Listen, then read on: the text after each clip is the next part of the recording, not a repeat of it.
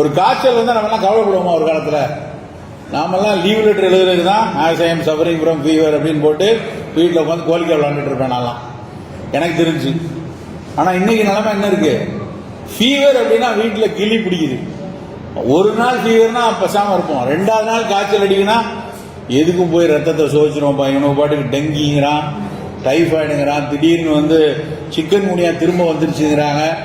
பதபதைச்சு ஒரு காய்ச்சலுக்கு பதைக்கக்கூடிய கூட்டமாக நாம் கோவிடுக்கு அப்புறம் மாறிட்டோம் நண்பர்களே. நேற்றைய செய்தி அப்படியே இணையத்தில் தொடர்ந்து மருத்துவ செய்தியை பார்த்து கொண்டிருப்பவங்களுக்கு தெரியும். 5 வருஷத்துக்கு முன்னாடி கோவிட் வரதுக்கு முன்னாடி ஒரு திடீர்னு ஒரு பதப்பதப்பு இருந்துச்சு இல்லையா?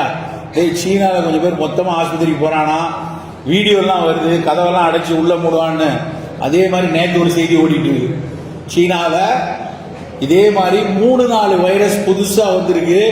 அந்த ஆஸ்பத்திரி பூரா சீனாவின் மருத்துவமனைகள் நிரம்பி வழியுது.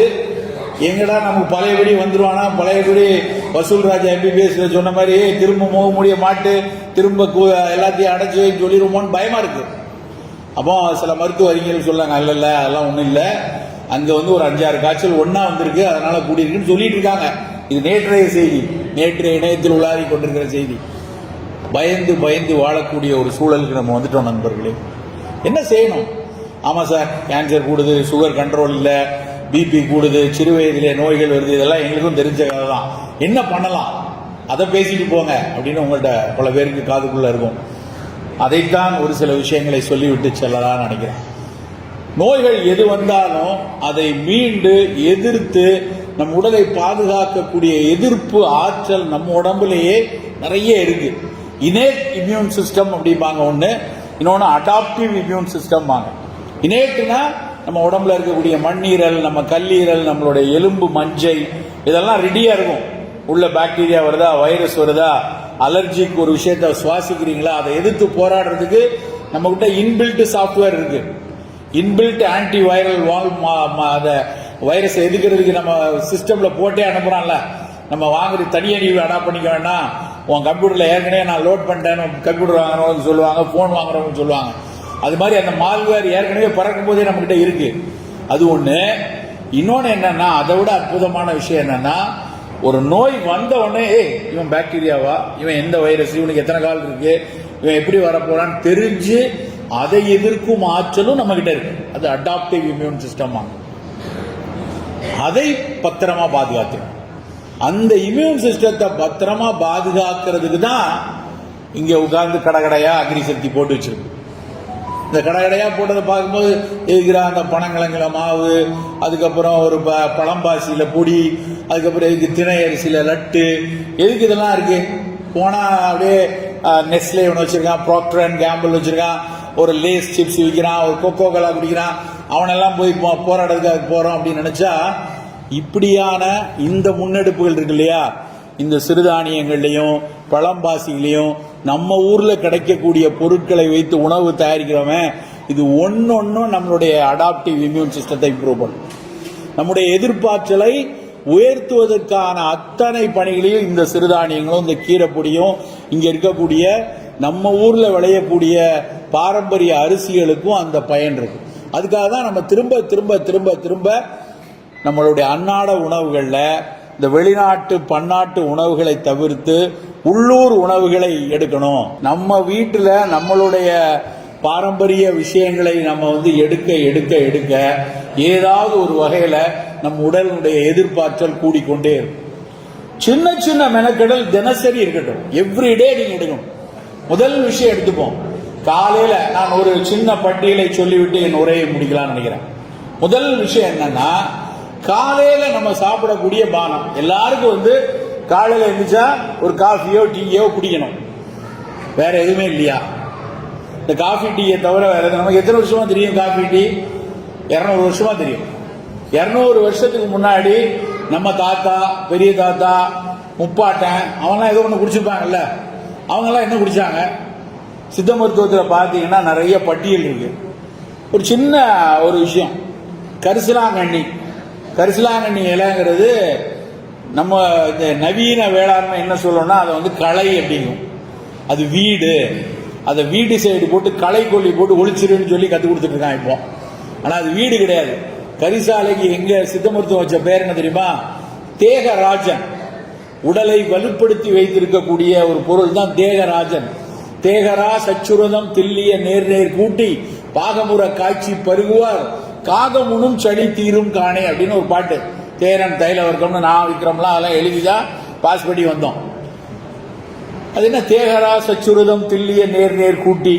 தேகராஜன் அப்படின்னா அது கரிசலாங்கண்ணி, தில் அப்படின்னா எள்ளு.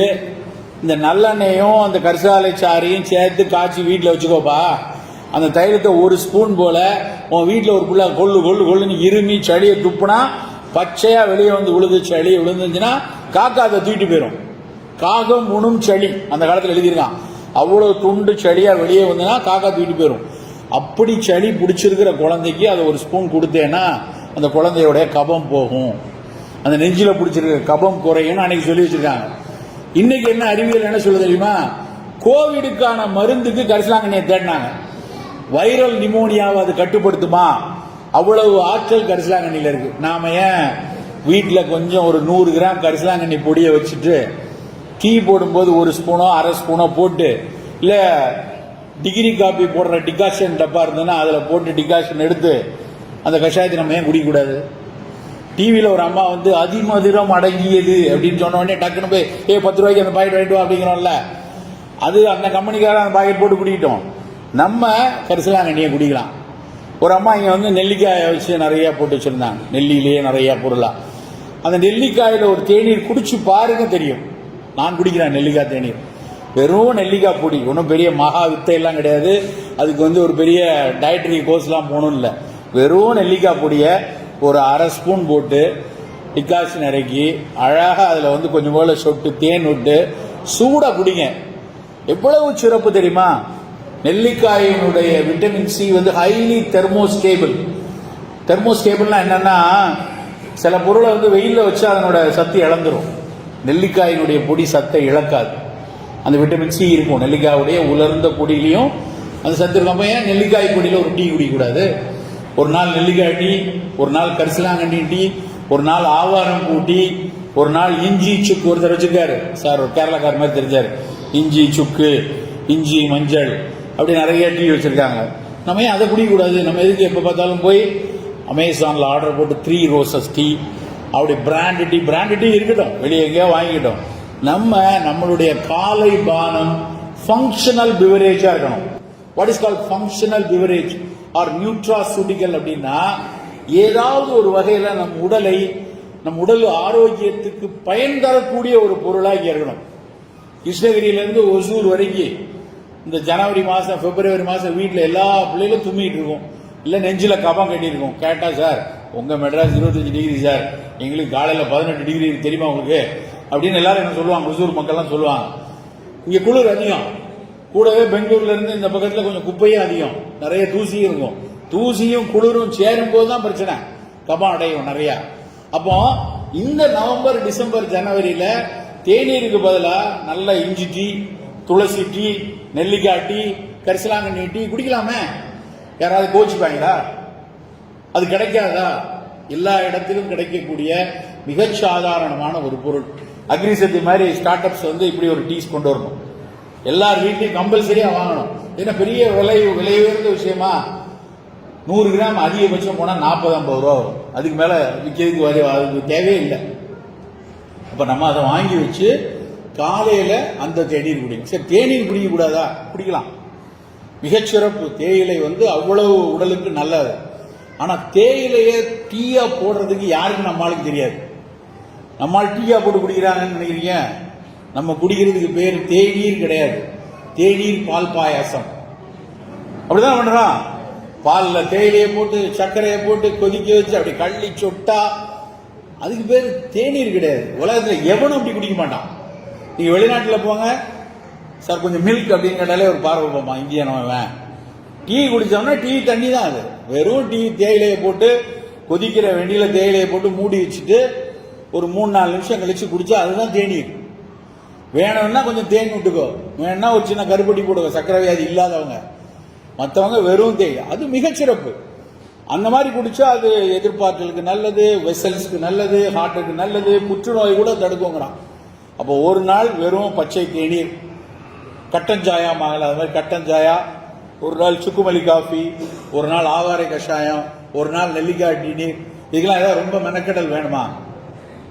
உங்க வீட்டில் ஒரே டப்பால டீ தூளுக்கு பதிலாக ஒரு 4 டப்பால இது இருக்கணும். ஒரு கரிசலாங்கண்ணி டப்பா, ஒரு நெல்லிக்காய் டப்பா வச்சுட்டு அவங்கவுங்க அரை ஸ்பூன் போட்டு அந்த பருவத்துக்கு என்ன வேணுமோ அதை எடுத்துக்கலாம். வெயில் வருது, மே ஜூன் இங்கே எப்படி வெயில் அடிக்கும் தெரியும், கொளுத்தி எடுக்கும். பயங்கரமான வெப்பம் இருக்கும்போது காலையில் மிகச்சிறப்பான உணவு நீராகாரம். முந்தின நாள் சாதத்தில் தண்ணி ஊற்றி வைங்க, நல்லா கரைச்சி மறுநாள் நல்லா கைட்டு பிசைஞ்சு கரைச்சி கொஞ்சம் மோர் விட்டு அந்த நீராகாரத்தை காலில் பிடிக்கணும். இதை 20 வருஷம் முன்னாடி நான் 6ஆம் திணை புத்தகத்துல எல்லாம் எழுதியிருப்பேன்.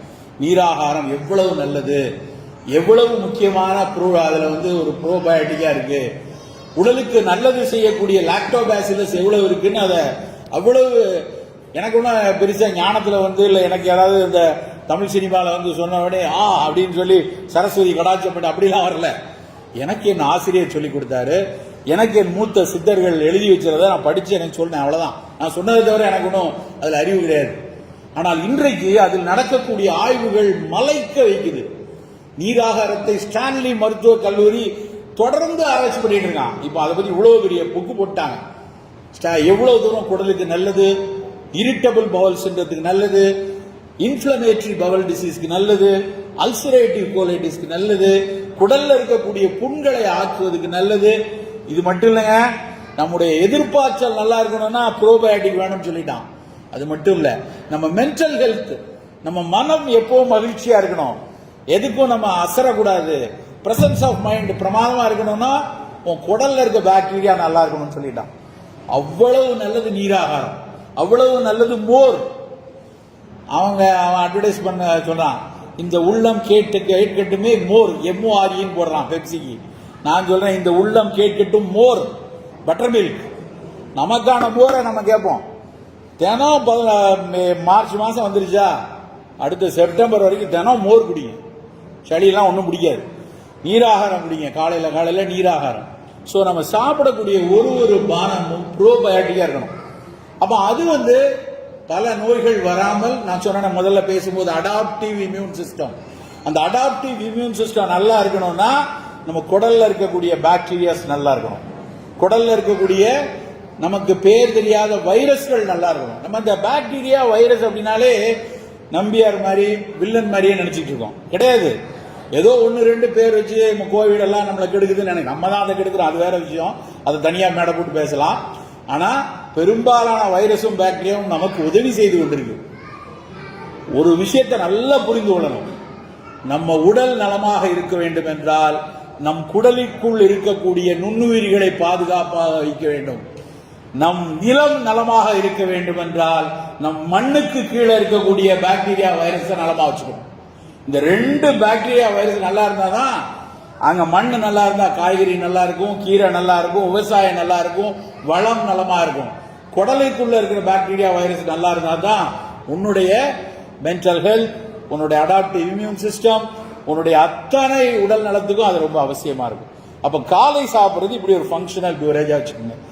சரி, காலைல டீ குடிச்சாச்சு, 8:30 மணிக்கு பிரேக்ஃபாஸ்ட் என்ன சார் சாப்பிடலாம்? காலை சாப்பாடு என்ன சாப்பிடலாம்னா இட்லி, வடை, பொங்கல், மசால் தோசை, பூரி, இதெல்லாம் வேணாம். இதெல்லாம் இவ்வளவு நாள் சாப்பிட்டாச்சு. அதுவும் எனக்கு பல நாள் கடையில ஒரு கேள்வி வரும், எதுக்குடா இட்லியும் வடையும் சேர்ந்து வருது? எப்ப கேட்டாலும் சார் 2 இட்லி ஒரு வடை, இட்லியும் வடையும் என்னைக்கு வைங்க 2 பேரும் ஒன்னா சேர்ந்தாங்க? வடை நம்ம ஊர்ல ரொம்ப காலமா இருந்த விஷயம். வடை தான் நமக்கு முதல்ல வந்தது. சங்க இலக்கிய காலத்திலே உளுந்து தலை பெய்தின்னு பாடல் எழுதியிருக்கான். வடை இருந்துச்சு. 13ஆம் நூற்றாண்டுல தான் இட்லி வந்துச்சு நம்ம ஊருக்கு. இட்லி நம்ம இங்கிருந்து தமிழர்கள் கண்டுபிடிச்சது இல்ல. இந்தோனேசிய மன்னர்கள் இங்கிருந்து ஒரு பல்லவ மன்னன் போய் இந்தோனேசியாவுக்கு படையெடுத்துட்டு பேசாம திரும்பி வராம அங்க ஒரு பிள்ளைய கல்யாணம் பண்ணிட்டு வந்துட்டான். இந்தோனேசிய பொண்ணை கல்யாணம் பண்ண வரும்போது இந்தோனேசிய பொண்ணோட அப்பா இருக்கார்ல மாமனார், அன்னைக்கும் மாமனார் அடிமையா தான் இருந்திருக்காங்க. கூடவே பல்லவ நாட்டுக்கு இந்தோனேசிய உணவு கலைஞர்களை எல்லாம் அனுப்பி வச்சிருக்காங்க. என் புள்ள அங்க வாக்கப்பட்டு போறாப்பா, கொஞ்சம் அவளுக்கு வேண்டிய சாப்பாடெல்லாம் செஞ்சு போடுன்னு சொல்லி இந்தோனேசியால இருந்து வந்த உணவு கலைஞர்கள் இங்க இருந்து இவங்க உளுந்த மட்டும் சாப்பிட்டுட்டு இருக்கானுங்க, இந்த அரிசியையும் உளுந்தையும் சேர்த்து செய்யலான்னு செஞ்சதுதான் இட்லி. அப்படிதான் 13ஆம் நூற்றாண்டுல இட்லி வந்துச்சு. 15ஆம் நூற்றாண்டுல தான் தோசை வந்துச்சு. தோசை சின்ன பையன், அதுக்கும் கீழே. அது கர்நாடகத்துல முதல்ல கர்நாடகால தான் தோசையை பத்தி முதல்ல பேச ஆரம்பிச்சிருக்காங்க. ஆனா நாம என்னமோ இட்லி தோசை எல்லாம் எங்க அப்பா எங்க சங்க இலக்கியத்திலே நாங்களே சாப்பிட்டுட்டு இருந்தோம் நினைச்சு அதை மாறாம வச்சிருக்கோம். தயவு செய்து வாரத்துக்கு ஒரு நாள்ல 2 நாள் இட்லி மாவு வைங்க. ஃப்ரிட்ஜில் அரைச்சு வச்சா வாரம் தினம் காலையில் எழுந்திரிச்சு தோசை இட்லி, ராத்திரி தோசை, அப்புறம் அது குறைய ஆரம்பிச்சோடனே அதுல ரவையை போட்டு ரவா தோசை, கோதுமை போட்டு கோதுமை தோசை, அப்படிலாம் வேணாம்.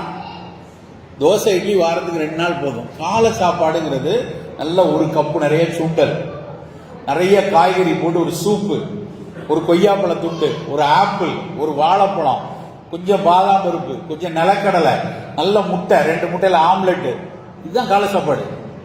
நான் உங்களை மாதிரி ஒரு மேடையில் சொல்றேன், சார் காலை சாப்பாடுனா கொஞ்சம் சுண்டல், கொஞ்சம் சூப்பு, கொஞ்சம் பழத்துண்டு, கொஞ்சம் நிலக்கடலை, இதெல்லாம் சாப்பிடணும் அப்படின்னு அவர் ஒருத்தர் இருந்துச்சு. சார் இதெல்லாம் பிஃபோர் ஃபுட்டா ஆஃப்டர் ஃபுட்டாங்க?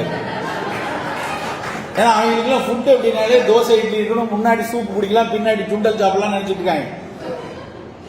இதான் என் ஃபுட்டு. இதுல சாப்பிட்டு நேரமா சார் 11:30 மணிக்கு பசிக்குமே, பசிச்சா உன் உடம்பு நல்ல உடம்பு. 11:30-12 மணிக்கு பசிச்சா உன் லேப்டாப் பேக்ல ஒரு ஆப்பிள் வச்சுக்கோ, ஒரு கொய்யாப்பழம் வச்சுக்கோ. யாராவது உனக்கு கோச்சுப்பாங்களா? அந்த லேப்டாப் வந்து முட்டுமா? முட்டாது. ஒரு கொய்யாப்பழம் எடுத்துக்கலாம், இல்ல ஒரு ஆப்பிள் எடுத்துக்கலாம். அப்படி 11:30 மணிக்கு ஒரு பழத்துண்டு தேவைப்பட்டால் எடுத்துக்கொள்ளுங்க. ஒரு கிரீன் டீ குடிச்சுக்கோங்க, இல்ல ஒரு மோர் குடிச்சுக்கோங்க. காலை உணவு இப்படிதான் இருக்கணும். சின்ன பிள்ளைங்க இருக்காங்க, நல்ல சிறுதானியத்துல வரகரிசியில உப்புமா, திணை அரிசியில பொங்கல், இல்லைன்னா கம்பரிசியில வந்து நல்ல ஒரு அடை, கம்பம் தோசை, அது குழந்தைகளுக்கு கொடுப்போம். 45-50 வயசு மேல வந்துருச்சுன்னா இட்லி தோசை வாரத்துக்கு ஒரு நாள் தான். ராத்திரி ஒருபோதும் இட்லி தோசை சாப்பிடக்கூடாது. 50 வயசு 45 வயசு தாண்டிட்டோமா, இரவு உணவு நல்ல கோதுமை ரவை கிச்சடி, இல்லைன்னா சப்பாத்தி, அது மாதிரி தான் எடுத்துக்கணும். நடுவில் மதியம் இருக்க, அது ரொம்ப முக்கியம். மதிய உணவு நம்ம வந்து பணியில் இருக்கிறோம்னு வச்சுக்கோங்களேன், ஒரு வேலையில இருக்கோம், காலையில கிளம்பி போகும்போதே காலை சாப்பாடு எடுத்துட்டு போயிடுவோம் அப்படின்னா 2 தட்டு உள்ள கேரியர் எடுத்துட்டு போயிட்டு மேல் தட்டு முழுக்க காய்கறி, இல்லைன்னா புலால் சாப்பிட்றோம்னா ஒரு சிக்கன் பீஸ், ஒரு ஃபிஷ் துண்டு, கொஞ்சம் காய். 2வது கீழ்த்தட்டுல பாதி சாதம், மீதி அதுலயும் காய்கறி அல்லது கீரை. ஸோ மொத்தத்துக்கு சோறு வந்து மிக குறைவாக எடுக்கணும். அதுவும் நல்ல சிவப்பரிசியோ இல்லைன்னா கருப்பரிசியோ இல்லைன்னா பிரவுன் ரைஸோ எடுக்கணும். இந்த ராஜ்கிரண் ஒரு படத்துல சோறை மலை மாதிரி குதிச்சு அப்படியே குழம்பு ஊத்துனா அது அருவி மாதிரி ஐந்தருவி மாதிரி விழ கவனமா உருட்டு போடு, அதெல்லாம் வேணாம். அப்படி சாப்பிட்ட காலம்லாம் மலையேறிட்டோம். சோறு வந்து குறைவாக தான் சாப்பிடணும். பெண்கள் நிறைய இருக்கீங்க, நான் நிறைய மீட்டிங்ல சொல்றது, சோறு எடுக்கிறதுக்குன்னு ஒரு அன்னக்கரண்டி வச்சிருப்பீங்க இல்லையா, அதை போய் கிருஷ்ணகிரியில எது கிழக்கு பக்கம்னு பார்த்து கிழக்கு பக்கமா நின்று தலையை சுத்தி எரிஞ்சிருங்க. ஏன்னா அந்த அன்னக்கரண்டியை பார்க்கும் போதெல்லாம் எனக்கு இந்த பொக்லைன் எந்திர மாதிரியே இருக்கும், அப்படியே பெருசா அள்ளி போடுது இல்லையா. இந்த ஊர்ல சக்கரை வியாதி கூடுனதுக்கு அது ஒரு காரணம், அந்த கரண்டியோட சைஸ். என் வீட்டுக்கு ஒரு ஃபாரினர் வந்திருந்தார். அவர் வந்து பார்த்துட்டு இந்த கரண்டியை பார்த்து ஒரு பதறிட்டாரு, என்ன சார் கரண்டி பயங்கரமா இருக்கு அப்படின்னு. அவங்க எல்லாம் அந்த புலால் அறுப்பதற்கு பெரிய கத்தி வச்சிருப்பாங்க இல்லையா, அது மாதிரி இருக்கு அந்த கரண்டி. சார் கத்தியா இருந்தா பரவாயில்ல, புலால் இருக்கிறதுக்கு இருக்கலாம், பட் அது கரண்டி இவ்வளவு பெருசு நான் உலகத்திலே எங்கேயும் பார்த்தது இல்லைன்னா. சார் எங்க ஆதித்ய கரிகாலன்ல இருந்து நாங்க அதைத்தான் பயன்படுத்திட்டு வரோம் அப்படின்னு. அதனால தயவு செய்து இனிமேல் சோறு எடுக்கணும்னா ஸ்பூன் வைங்க, காய்கறிக்கு பெரிய கரண்டி வச்சுக்கோங்க. இந்த ஸ்பூன்ல எடுத்து கை வலிச்சாவது சோறை குறைச்சிருவோம் நம்ம. அப்படி சோறை குறைவா எடுப்போம். அந்த சோறும் கருப்பு கவுனி, மாப்பிள்ளை சம்பா, கருங்குருவு அரிசி, காடக்கண்ணி அரிசி, காட்டு யானம், அப்படித்தான் இருக்கணும் உங்க சோறு. காய்கறி நிறைய இருக்கணும். கீரை இல்லாமல் ஒரு நாளும் போகக்கூடாது. தினசரி ஒரு கீரை, பசலை கீரை கிடைக்கா, பொன்னாங்கண்ணி கீரை கிடைக்கா, கரிசலாங்கண்ணி கிடைக்குதா, முருங்கை கீரை கிடைக்குதா, இந்த கீரை சமைத்து சாப்பிடணும். காய்கறிகளையும் புலாலையும் இருப்பதை காட்டிலும் அதிகமாக மைனர் மைக்ரோ நியூட்ரியன்ட் கீரையில தான் இருக்கு. ஜிங்க் சத்தும் செலினியம் சத்தும் வேற எதுலையும் கிடைக்காது, கீரையில மட்டும் தான் கிடைக்கும். நம்ம கோவிட் வந்தப்ப எல்லாரும் போய் சிங்கோவிட் மாத்திரை வாங்கி போட்டோம் இல்லையா, இந்த ஜிங்க் வேற எங்க இருக்கு? நிலக்கடலையிலும் கீரையிலும் தான் இருக்கு. அப்போ தினம் கொஞ்சம் கீரை எடுக்கணும். நம்ம வீட்டு பிள்ளைகளுக்கு இப்ப கை குழந்தை வச்சிருக்கீங்க, உங்க வீட்டுல பேரம்பேத்தியோ இல்ல உங்க பிள்ளைகளோ கை குழந்தை இருக்குன்னா 8ஆம் மாசம் சோறு ஊட்டும் போதே தயவு செய்து கீரை சோறை பழக்கி விடுங்கள்.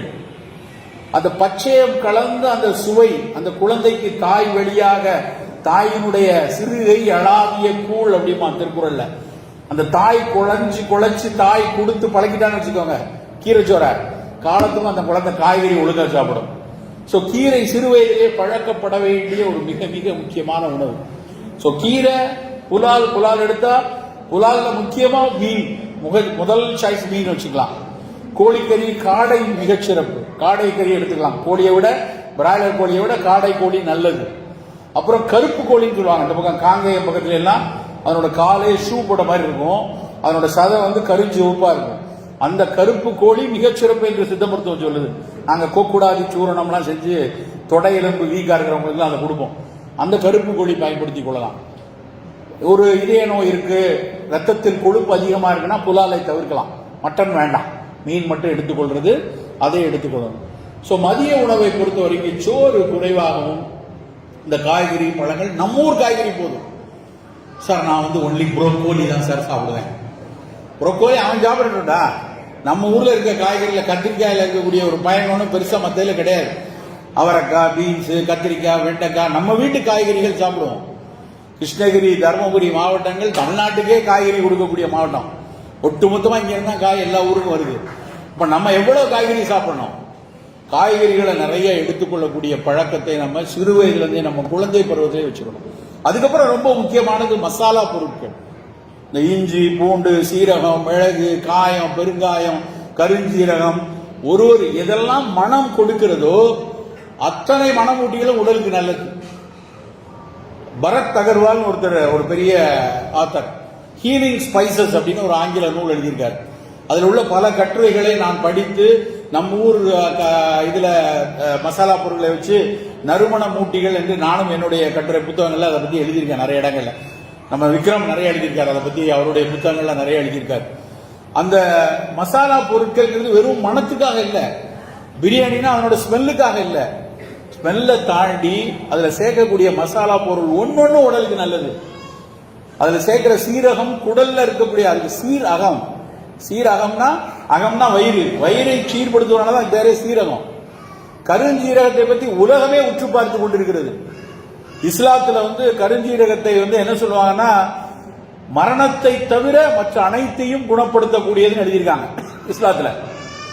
மரணத்தை தவிர ஒரு 2000 வருஷமா, 1500 2000 வருஷமா ஒரு விஷயம் சொல்லப்பட்டு இன்னைக்கும் ஆராயப்படுதுன்னா எவ்வளவு முக்கியமான பொருளா இருக்கும். அப்ப ஏன் நாம கருஞ்சீரகத்தை சேர்க்கக்கூடாது? கருஞ்சீரக எண்ணெய் கிடைக்குது, கருஞ்சீரக பொடி கிடைக்குது. அந்த கருஞ்சீரக எண்ணெய் ஒரு 10 சொட்டு 15 சொட்டு ஒரு 40 வயதுக்கு மேற்பட்டவர்கள் எப்ப வேணாலும் எடுக்கலாம். சிறு குழந்தைகளுக்கு போய் தினம் கொடுக்கணும்னு அவசியம் இல்லை, ஏன்னா சூடாக்கி ரொம்ப சூடு. 40 வயசுக்கு மேல இருக்கு, முட்டு வலி இருக்கா, இல்ல குடும்பத்தில் புற்றுநோய் இருந்து கொண்டிருக்கிறதா, அப்ப அது தடுக்கிறதுக்கு அதை கொஞ்சம் சேர்த்துக்கலாம். தினம் குடிக்கிறது சீரக தண்ணி குடிக்கலாம். கருவேப்பிலை துவையல் தினம் சாப்பிடலாம். சாப்பாட்டுல இருந்து கருவேப்பிலையை தூக்கி ஒதுக்கி வைக்கிறான், அதுதான் சேர்ந்துருச்சுல சத்து அப்படின்னு. தயவு செய்து கருவேப்பிலையை வெளியே போடாதீங்க. இந்த கடைக்கு போனா, காய்கறி கடையில எல்லாம் நான் தெரிஞ்ச காய்கறி கடைக்காரர்கிட்ட சொல்லுவேன், போகும்போது ஃப்ரீயா கொஞ்சம் கொப்பு அளவுக்கு உடச்சு கொடுப்பாங்க கருவேப்பிலையை. 300 ரூபாய்க்கு காய் வாங்கிட்டீங்க சார், இந்தாங்க கருவேப்பிலை ஃப்ரீமாங்க. கருவேப்பிலை தானே இருக்கிறதுலே மிக சிறப்பு. தயவு செய்து அதை விலை குறைவாகவோ இலவசமாகவோ கொடுக்காதீங்க. ஏன்னா நம்ம ஆளுக்கு இலவசமா கொடுத்தா பினாயில்னாலும் குடிச்சிருவாங்க. இலவசம் தான் ஒரு மனிதருக்கு அதை ஏளனப்படுத்துகிறது. கருவேப்பிலை மிக மிக சிறப்பு. இலினாய்ஸ் அப்படின்னு ஒரு பல்கலைக்கழகம் இருக்கு சிகாகோல. அந்த சிகாகோ இலினாய்ஸ் பல்கலைக்கழகத்துல கருவேப்பிலையிலிருந்து கார்பனசால்னு ஒரு ஆல்கலாய்டை பிரிச்சு எடுத்து சர்க்கரை நோயை அது எப்படி கட்டுப்படுத்துகிறது, ஐஜிடின்னு சொல்லக்கூடிய ஆரம்ப கட்ட சர்க்கரை முழு சர்க்கரையா மாறாம எவ்வளவு தாமதப்படுத்துகிறது அவன் பேட்டன் வாங்கிட்டான் கருவேப்பிலைக்கு. நாம கருவேப்பிலையை தலைக்கு கருப்பாகுமா சார், கருவேப்பிலை தேடி தலைக்கு கேட்கலாமான் இருக்கான். கருவேப்பிலை தினம் சட்னி அரைச்சு சாப்பிடுங்க, மோர்ல அரைச்சு குடிங்க. கருவேப்பிலை ஆக சிறப்பான ஒரு, அதே மாதிரி சீரக தண்ணி, சுக்கு மல்லிகா, இது மாதிரி மனம் கொடுக்கக்கூடிய நறுமணமூட்டி உணவுகளை நாம் அடிக்கடி உணவுல சேர்த்துக்கணும். அது குருமாவாகவோ இல்ல மசாலாவாகவோ இல்ல பிரியாணியில எப்படி போட்டாவது மணமூட்டிகளை சேர்க்கணும். அன்னாசி பூ நமக்கு தெரியும், ஸ்டார் கலர், ஸ்டார் மாதிரி இருக்கும், நட்சத்திரம் மாதிரி. இங்க போய் அப்படியே ஆம்பூர் பிரியாணி வாங்கினா அது மேல அப்படி ஒன்று வச்சு கொடுப்பாங்க. அது பிரியாணிக்கு மட்டுமா? அதுல இருக்க அன்னாசி பூ, அதுக்கு பேர் பொட்டானிக்கலா இலிசம் வீரம்னு பேரு. ஸ்டார் அனைஸ் அப்படிங்கிறது ஆங்கில பேர். இன்னைக்கு காய்ச்சல் வந்தா, நமக்கெல்லாம் காய்ச்சல் வந்தது அப்படின்னா, ஒரு 5 நாள் காய்ச்சல் குறையலைன்னா, வைரஸ் காய்ச்சல் தெரிஞ்சதுன்னா நவீன மருத்துவர் கொடுக்கிற மருந்து வந்து டாமிஃப்ளூ அப்படின்னு ஒரு மாத்திரை கொடுப்பாங்க. அந்த டாமிஃப்ளூ மாத்திரை இந்த அன்னாசி பூவில் இருந்து எடுத்து செய்யப்படுது. நம்புவோமா? அசமல்டாவிர் அப்படின்னு அது பேரு, அதனோட கெமிக்கல். சிகிமிக் ஆசிட்னு ஒண்ணு அதுல இருந்து பிரிச்சு அதுல இருந்து அந்த அசமல்டாவிர் சேர்க்கிறான். அவ்வளவு சிறப்பான ஒரு பொருள் அந்த அன்னாசி பூ. நம்ம பிரியாணி சாப்பிட்டு தூக்கி ஓரமா வச்சுட்டு போயிட்டே இருக்கோம். நண்பர்களே, நம்முடைய ஊர்ல இப்படியான உணவுகள் கொட்டி கொட்டி கிடக்கிறது. இந்த சிறுதானியங்கள் ஒவ்வொன்றையும் பேசிக்கொண்டே இருக்கலாம். இந்த திணையரசியினுடைய பொன் மஞ்சள் நிறம், கம்பில் இருக்கக்கூடிய இரும்பு சத்து, கேழ்வரகில் இருக்கக்கூடிய பினாலிக் காம்பவுண்டு, வரகரிசியில் இருக்கக்கூடிய லோ கிளைசிமிக் தன்மை. அதனாலதான் அதை எப்படியாவது கொஞ்சம் கொஞ்சம் ஒரு உப்புமாவா இல்லைன்னா அதை ஒரு அவலா, இப்ப இன்னைக்கு எல்லா சிறுதானியங்களையும் அவல் வந்துச்சு. அட்லீஸ்ட் கொஞ்சம் எளிய முறையில சாப்பிடுவதற்கு பயன்படணும். நான் அடிக்கடி செல்வ முறையில் பேசும்போது சொல்லிட்டே இருப்பார், நம்மூடைய தானியங்களை, நம்மூர் மரபு அரிசிகளை அவலாக, நூடுலாக, ஏதாவது ஒரு எளிய வகையில குழந்தைகள் விரும்பும் வண்ணம் அதை ஆக்கி அதுல ரசாயன கலப்புகள் சேர்க்காமல் இயற்கை முறையில பாதுகாப்புகளை வச்சு நாம் கொடுத்து கொண்டே இருக்கட்டும். அது பெரிய நிறுவனமா வர்றதுக்கெல்லாம் நாள் ஆகட்டும், அது என்னைக்கு வேணாலும் வரட்டும். ஆனா இன்றைக்கு நம்ம அருகாமையில இந்த கடையில கிடைக்குதா? கிருஷ்ணகிரியில இங்க யார் விற்கிறாங்க? இந்த குரூப் கடை போட்டவங்க எல்லாரும் இந்த பக்கத்துல அங்கங்க வச்சிருப்பாங்க. இவங்க நிறுவனங்கள் இருக்கும். நம்முடைய வெற்றி என்பது என்ன தெரியுமா? இன்னைக்கு பார்த்தோம், கையை கழுவணும், போனோம்னு இருக்காம இவர்களிடமிருந்து மாசத்துக்கு நம்ம எது கொஞ்சம் வாங்கிக்கலாம். கொஞ்சம் அவல் நம்ம வாங்கிக்கலாமே, அங்க ஒருத்தர் நெல்லிக்காய் வைக்கிறத வாங்கிக்கலாமே, கொஞ்சம் பணங்கிழங்கு வாங்கிக்கலாமே. அந்த ஒரு வணிகம் இருந்தா தான் அது ஒரு அறம் சார்ந்த வணிகம். இந்த அற வணிகத்துல உங்களுக்கு வெற்றி, விற்கிறவங்களுக்கு வெற்றி, இது ரெண்டும் சார்ந்து இந்த இயற்கைக்கு வெற்றி. அது இதை செய்யக்கூடிய ஒரு ஒரு பொருட்கள்லையும் இந்த ரசாயனங்கள் கலப்பு இல்லைங்கும் போது இந்த பூமியில இருக்க நாம மட்டும் சந்தோஷமா இருக்க மாட்டோம். நம்ம இங்க ரசாயனம் போடாம ஒரு காய்கறி விளையுது, ஒரு பொருள் வருது அப்படின்னா அந்த மண் சந்தோஷமாக இருக்கும். கோவிட் வரும்போது ஒரு வார்த்தையை கற்றுக் கொடுத்தாங்க, ஒன் ஹெல்த் அப்படின்னு ஒரு வார்த்தை. ஒன் ஹெல்த் அப்படின்னா என்ன, நல்லா புரிஞ்சுக்கணும். ஒன் ஹெல்த் அப்படின்னா நான் நலமாக இருக்க வேண்டும் என்றால், இனிமேல் நீங்க ஒவ்வொருத்தருமே நாம நலமா இருக்கணும்னா, என்னுடைய இதயம் நல்லா துடிக்குது, என் நுரையீரல் நல்லா இருக்கு, என் சிறுநீரகம் நல்லா கழிவுகளை வெளியேற்றுது, அப்படின்னா நலமா இருந்தது அல்ல. என் மனம் நலமா இருக்கு, நான் பெரிய பெரிய ஞானிகள்ட்ட இருந்து கரெக்டா கத்துக்கிட்டு சரியா பயங்கரமா பயிற்சி செய்து என் மனம் நலமா இருக்குன்னா அப்படின்னா மட்டும் நல்லா இருக்க முடியாது. கோவிட்ல அப்படி எத்தனை ஞானிகள் போய் சேர்ந்தாங்க மேல. சோ மனம் நலமா இருந்தா பத்தாது, உடல் நலமா இருந்தா பத்தாது, வேற என்ன நலமா இருக்கணும்? இந்த மண்ணுக்கு கீழே இருக்கக்கூடிய மண்புழு நலமா இருக்கணும். இந்த பக்கத்தில் இருக்கக்கூடிய வாகை மரத்தில் இருக்கக்கூடிய பூக்கள் நலமா இருக்கணும். இந்த பக்கத்தில் கிருஷ்ணகிரி மலையின் மேலே இருக்கக்கூடிய அந்த மலை திட்டுகளில் புதைந்து இருக்கக்கூடிய குறுங்குறு செடிகள் நலமாக இருக்கணும். வானத்தில் பறக்கக்கூடிய பறவைகள் நலமா இருக்கணும். கடல்ல இருக்கக்கூடிய மீன்கள் நலமா இருக்கணும். இவையெல்லாம் நலமா இருந்தா தான் நீங்களும் நானும் நலமாக இருக்க முடியும். அதைத்தான் கோவிட் கற்றுக் கொடுத்தது. அதைதான் கோவிட் வந்து ஒன் ஹெல்த். இனிமேல் உலகம் நலமாக இருக்க வேண்டும் என்றால் அத்தனையும் நலமாக இருக்கணும். இவை அத்தனையும் நலமாக இருக்கணும் தான் செல்வமுரளி மாதிரி ஆளுங்க வந்து எப்படியாவது தொழில்நுட்பத்தை பயன்படுத்தி இங்க இருக்கக்கூடிய இயற்கை விவசாயத்தில் விளைவிக்கக்கூடிய பொருட்களை சந்தைப்படுத்தி விநியோகப்படுத்தி நீங்களும் நலமாக இருக்கலாம், இந்த பூமியும் நலமாக இருக்க முடியும் என்று இயங்கிக் கொண்டே இருக்கிறார்கள். நண்பர்களே, இன்றைய மாலை பொழுதுல உங்களுக்கான ஒரு செய்தி என்பது, ஒரு சிறு கரிசனமும் மெனக்கடலும் நம் உணவில் இருந்து கொண்டே இருக்க வேண்டும். நான் அடிக்கடி சொல்வது, நம் அடுப்பங்கரையில் கூடுதலாக செலவழிக்கக்கூடிய 20 நிமிடங்கள், நம் அடுப்பங்கரையில் கூடுதலாக செலவழிக்கக்கூடிய 20 நிமிடங்கள் உங்கள் ஆயுட்காலத்தில் கூடுதலாக 20 வருடங்களை தரும். அவ்வளவு ஒரு அக்கறை வேணும் நமக்கு. அந்த அக்கறையில் சிறு சிறு விஷயங்களை நம்மால் இயன்ற வரைக்கும், ஒரு தானியம் எடுக்கிறோமா, ஒரு காலையில குடிக்கிற பானமா, சாப்பிடறதா நம்ம எடுத்துக்கொண்டே இருக்கணும். ஏதாவது புள்ள ஆசைப்படுது, இன்னைக்கு ஒரு நாள் தானே, இன்னைக்கு ஒரு நாள் அதை வாங்கி கொடுப்போம்னு ஒரு சிறு விஷயங்களை கொடுப்பது, நீ ஃபர்ஸ்ட் ரேங்க் வாங்கினா உனக்கு பீஸா வாங்கி தரேன்னு சொல்லுவது, அதை விட ஒரு ஐயக்கத்தனம் உலகத்திலே கிடையாது. அப்ப அவன் என்ன நினைப்பான்னா, ஓ அப்ப நம்ம தினம் இதை வாங்கிக்கலாம் அப்படிங்கிற ஒரு காலத்துக்குள் அவன் செல்லப்படுவான். ஒருபோது வேண்டாம். நமக்கான ஒரு உணவு என்ன அப்படிங்கறத சிறு வயதிலிருந்தே அந்த குழந்தைக்கு கொண்டு வந்து கொண்டே இருக்கணும்.